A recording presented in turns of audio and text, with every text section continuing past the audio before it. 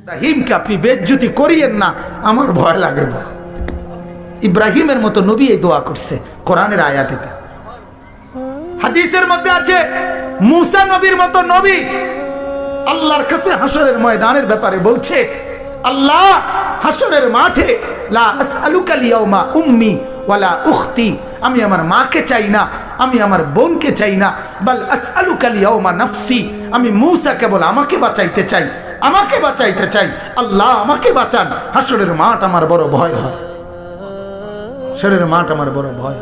আল্লাহর নবী সাল্লাল্লাহু আলাইহি সাল্লাম বলেন, ইয়াকুব নবী নিজের চোখে দেখবে ইউসুফ নবী ওনার ছেলে দাঁড়াইয়া আছে সামনে, এটা সেই ইউসুফ যার জন্য দুনিয়ায় কানতে কানতে চোখ সাদা বানায় লাইছে।